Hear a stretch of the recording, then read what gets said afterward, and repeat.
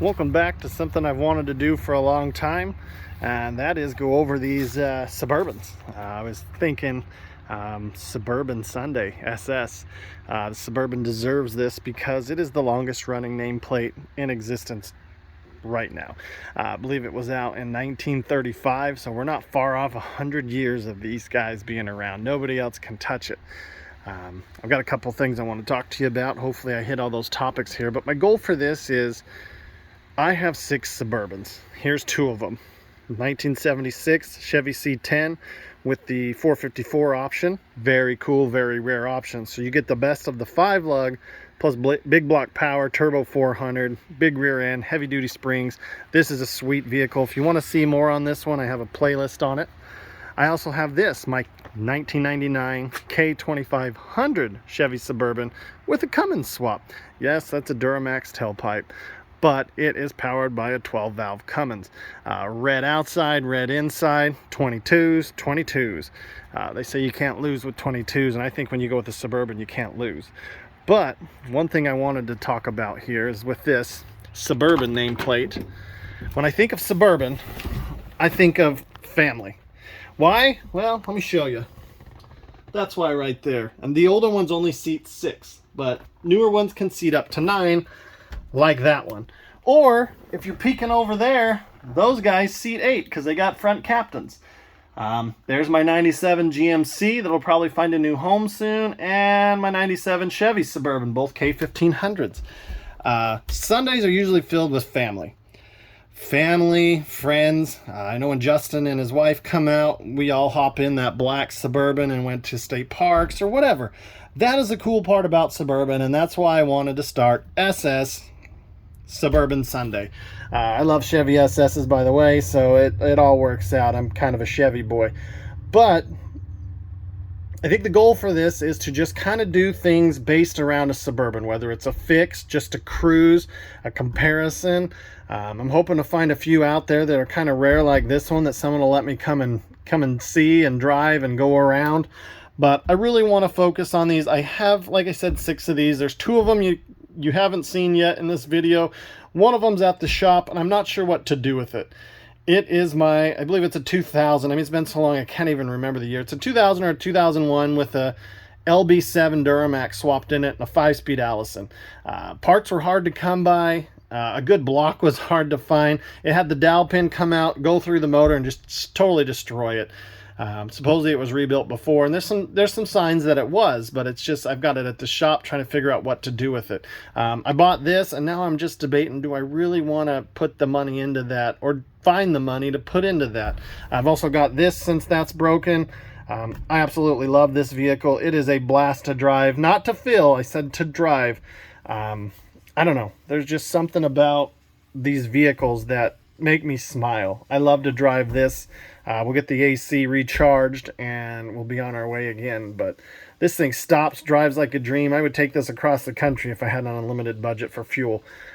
And a gauge that worked, that would help too. But I really enjoy that vehicle right there. The Cummins just gives that thing the power it's always needed. And that's how I felt about the Duraburb. It just gave it the oomph it finally needed to get its big booty moving, because those are heavy vehicles. They all are. Let me take you in and show you one of my more special vehicles that's a Suburban that I've had the longest. So let me walk over there. Okay, on the way over, we've got this. This is the actual Chevy Suburban. It's a 97, 350. I think it's a 4L60. It's got some paint issues up here. Chevy vehicles just aren't known for holding paint. This is a 97 GMC Suburban. Both of these are 4-wheel drive. They've got your auto 4-wheel drive, both 350s, both 4 speeds, 373 gear, seating for 8. They're both leather. Leather's in. Driver's seat's a little worn out, but this one's, I think, is open. Rear view mirror fell down. Things happen to these things, but overall, this vehicle has been a great vehicle. We used it to go across the country and move out here, and it did its job. It definitely did its job. So let's go in and I'll show you the other one.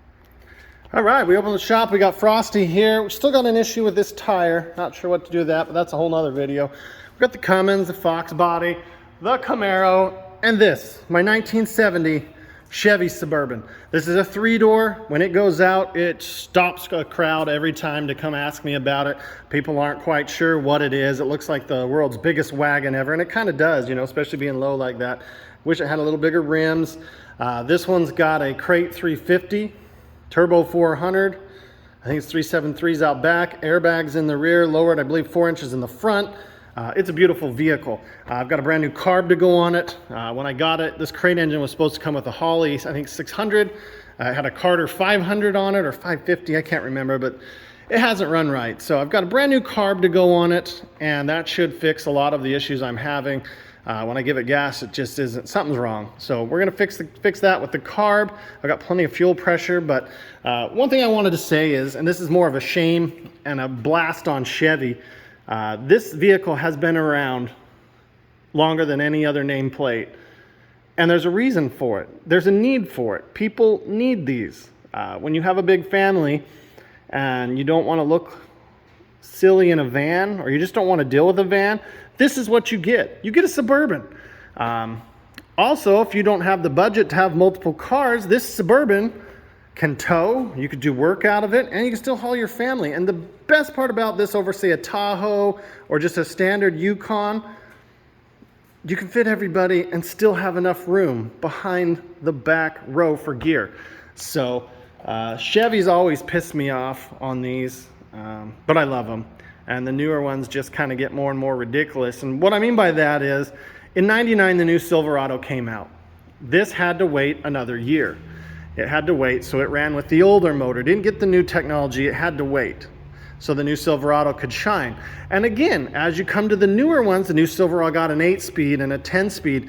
The Suburban was still rocking a 6-speed that they had in the trucks for a while. It's just they don't take care of this, and Chevy pisses me off. Same thing with the Camaro. The new Camaro, it's gonna go away again. You can just see it because they don't want it stepping on the Corvette's toes. They've got their, I don't know, whoever's up there, if you want, give me a call. I'd love to rip you a new one and kind of maybe try and open your eyes. You won't do it, but it would be so great if they would stop worrying about taking a few cells from the Corvette, or the Silverado in this case, and just give it what it deserves.